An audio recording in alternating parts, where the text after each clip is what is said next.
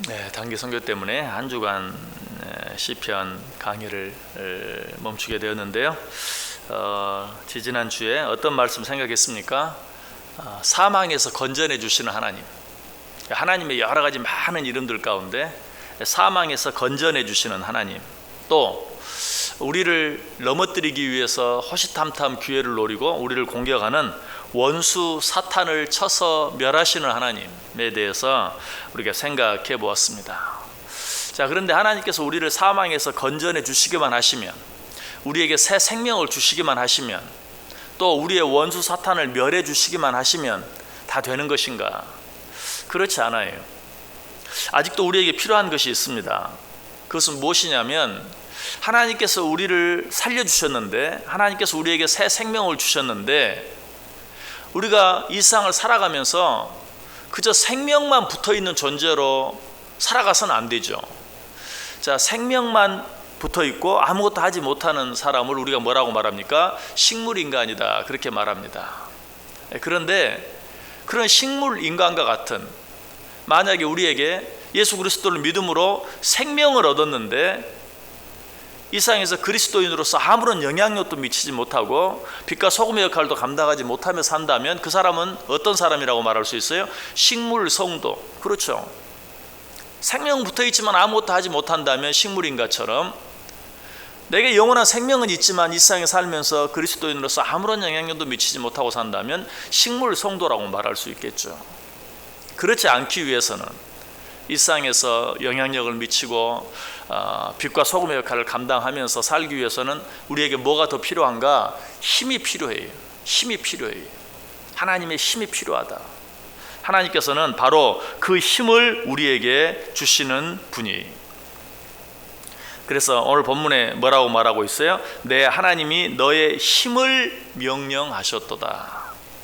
힘을 명령했다. 무슨 말인 게? 힘아, 너는 내 백성에게 들어가라. 너는 내 자녀에게 들어가라. 내 아들에게, 내 딸에게 들어가라 라고 힘을 명령하셨다는 것이, 마치 아담을 창조하시고 그 코에 생기를 불어넣으신 것처럼 하나님께서 우리에게 새 생명을 주시고 힘을 명령하셨다. 자, 너는 저 내 백성 안으로, 내 자녀 안으로 들어가서 그로 하여금 힘있게 살게 하라 라고 힘을 명령하셨다는 것이, 우리가 잘 아는 사건이 있죠. 제자들이 풍랑을 만나서 거의 죽게 되었을 때 무엇을 명령하십니까? 바다를 명령하십니다. 파도를 명령하십니다. 어떻게? 잔잔하라. 그때 어때요? 바다와 파도가 순종하죠. 이처럼 하나님은 바다와 파도를 명령하실 수 있는 것처럼 힘도 명령하실 수 있어요. 힘아, 내 자녀에게로 들어가라. 내 백성에게 들어가라.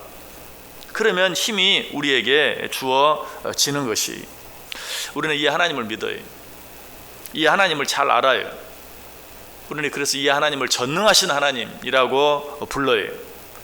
정말 우리가 믿는 하나님은 천지를 말씀으로 창조하신 하나님이, 이스라엘 백성들을 애굽에서 구원해내신 하나님이, 그리고 그 백성들로 하여금 홍해를 육지처럼 건너가게 하신 하나님이, 또 약속의 땅을 향해 나아가는데 먹을 것이 없을 때 장정만 60만이 되는 그 엄청난 숫자를 만나와 메추라기로 먹이시기도 하신 하나님이, 뜨거운 광야를 지나갈 때 낮에는 구름 기둥으로, 밤에는 추울 때 불기둥으로 그들을 인도하신 그런 하나님이, 정말 성경에 나타난 하나님이 행하신 일을 보면 셀 수 없을 만큼 수많은 엄청난 일들을 행하시는 하나님, 우리는 이 하나님을 너무 잘 알아요.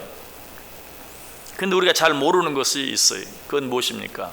이 하나님이 나의 하나님이라는 사실, 이 하나님이 나의 힘이 되신다는 사실, 이걸 몰라요. 아니, 모른다기보다는 잊어버리고 살 때가 많아요. 천지를 창조하신 하나님, 바다와 파도를 잔잔케 하시는 하나님, 홍해를 가르신 하나님, 이렇게 말하면서도 그 하나님이 내 하나님인 것, 그 하나님이 나에게 힘을 주신다는 사실을 잊어버리고 살 때가 많다는 것이, 다윗은 이 사실을 분명히 알았어요. 그래서 시편 18편에서 분명히 고백하죠. 나의 힘이 되신 여호와여, 내가 주를 사랑하나이다. 이 고백이 우리 고백이 돼야 돼요.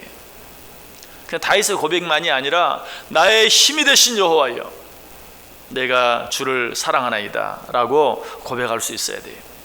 사람은 힘이 있어야 돼요. 어떤 힘이든지 건강에 힘이 있어야 합니다. 권력의 힘도 때로는 필요합니다. 물질의 힘도 필요합니다. 우리가 이런 것들을 어쩔 때는 부정적으로 볼 때가 많죠. 왜? 그런 것들을 잘못 사용하는 사람이 너무 많으니까. 그러나 엄밀하게 말하면 건강의 힘, 권력의 힘, 물질의 힘이 전혀 없이 이 세상을 살아갈 수 있는 사람은 아무도 없어요. 이런 힘들이 필요해요. 그런데 이런 힘들이 갖는 공통적인 특징이 있어요. 그거는 이런 힘들에는 모두 한계가 있다는 거예요.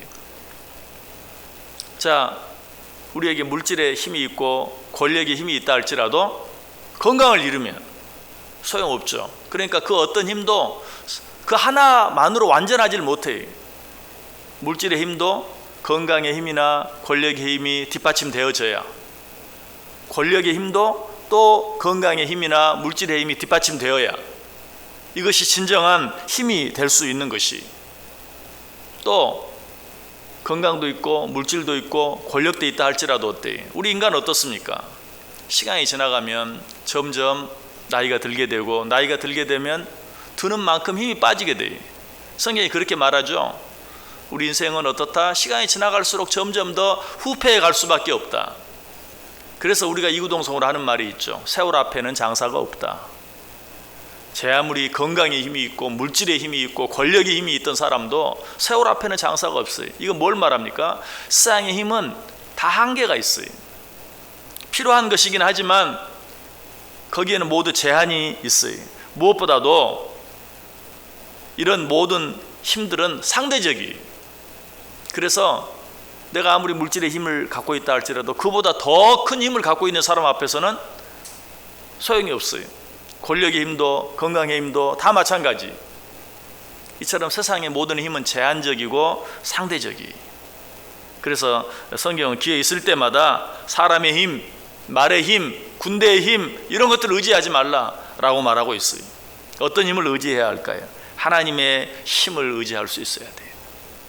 하나님께서 우리에게 주시는 힘, 그 힘을 가지고 있으면 우리가 건강을 잃는다 할지라도, 또 우리가 물질을 잃는다 할지라도, 우리가 권력을 잃는다 할지라도 그것 때문에 망하지 않아요. 하나님이 주시는 힘을 붙들고 살아야 돼요. 하나님의 힘을 의지할 수 있어야 돼요. 이 하나님의 힘을 의지하고 사는 자들에게 주어지는 특징이 있어요. 그것은 무엇이냐면 이 하나님을 찬송하고 싶어진다는 것이. 아까 다윗이 그러했던 것처럼 나의 힘이 되신 여호와여. 다윗은 하나님의 힘을 믿었어요. 하나님의 힘을 의지했어요. 그리고 나서 어떻게 합니까? 내가 주를 사랑하나이다. 하나님을 찬송하죠. 정말 하나님의 힘을 의지하는 자는 하나님을 찬송하게 돼 있어요.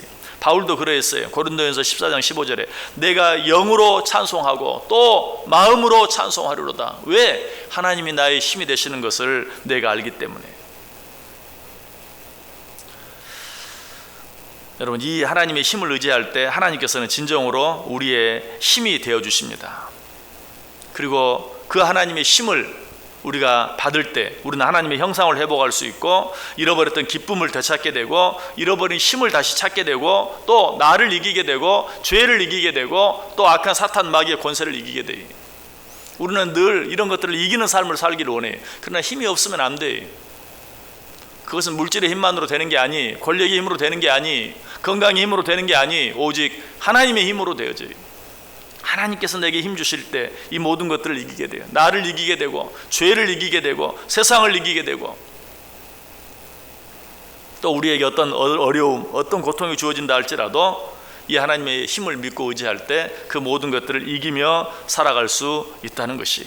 그래서 오늘 본문에 보면 여러 절을 통해서 하나님을 찬양하라고 당부하고 있어요. 32절 땅의 왕국들아 하나님께 노래하고 주께 찬송할지어다.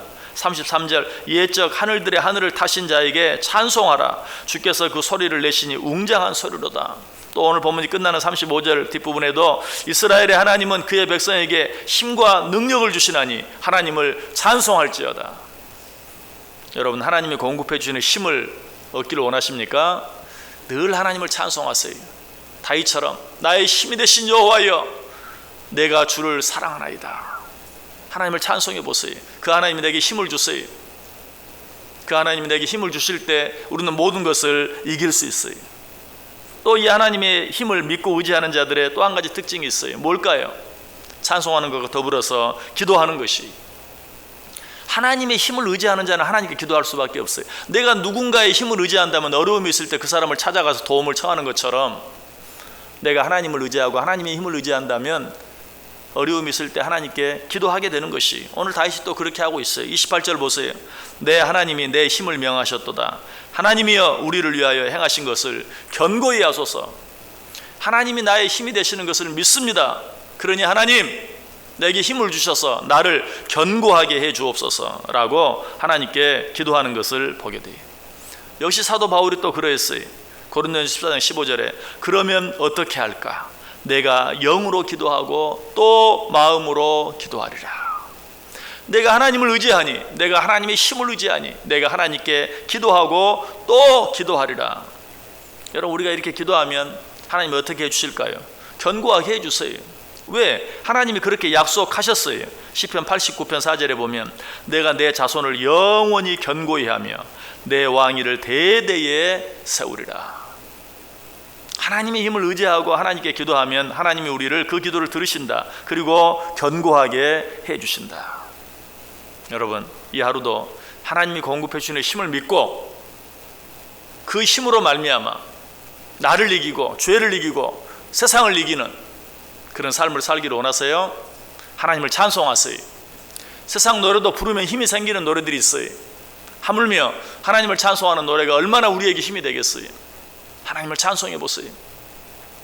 특별히 나의 힘이 되신 하나님, 그 하나님을 찬송해 보세요. 그리고 그 하나님께 기도해 보세요. 하나님이 저와 여러분을 견고케 하셔서, 하나님이 저와 여러분에게 힘을 주셔서 이 하루도 넉넉히 승리하게 해주실 줄 믿습니다. 기도하겠습니다. 하나님 감사합니다. 우리에게 말씀해 주시니 감사합니다.